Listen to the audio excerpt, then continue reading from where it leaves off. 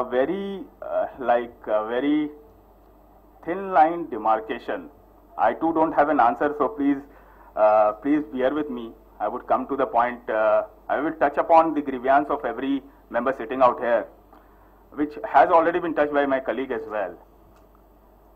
There is a very thin line demarcation, or rather a lot of intellectual approach or interpretation approach is required by the members to go through section 194C and J on a very particular facts of the case.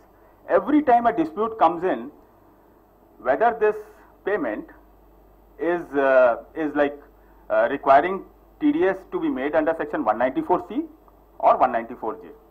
So this is very, this is an area wherein I think almost everybody present out here must be facing a challenge.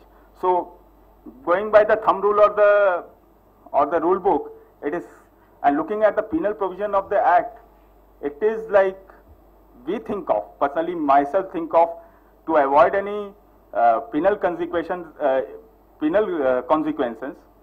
that to go with the conservative rate, which is 10%, rather to go with the section 194J.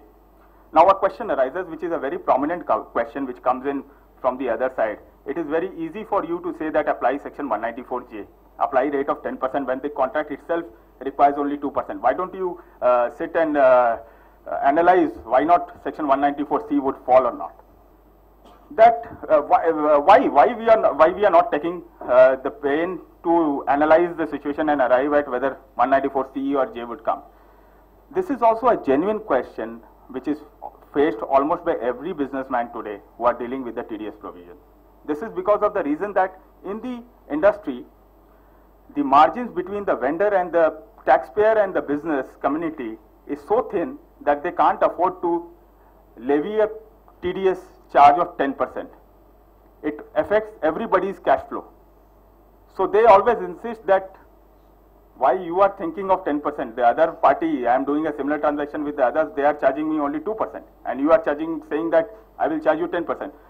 So this is a fact-driven exercise which needs to be read through or decided case-to-case basis, and there is no thumb rule or a clear-cut demarcation between which rate to be applied on a specified transaction. To this I would say and like to draw and highlight the fact that explanation to section 194C tries to capture the work, types of work, the definition of the work, tries to capture the various types of work incidental to that also, which falls within the ambit of section 194C. So that goes with the saying that it's like catering, it's like carriage of goods and passengers and rest. Whereas 194J, which talks more about the technical in nature, which talks about royalty, which talks about fees for technical services and all. So there is one case law which I have quoted here, AP Tax Bar, the members who are present here itself, which case law went to the level of AP High Court in 1994. The section 194C came into the statute book in the year 1972.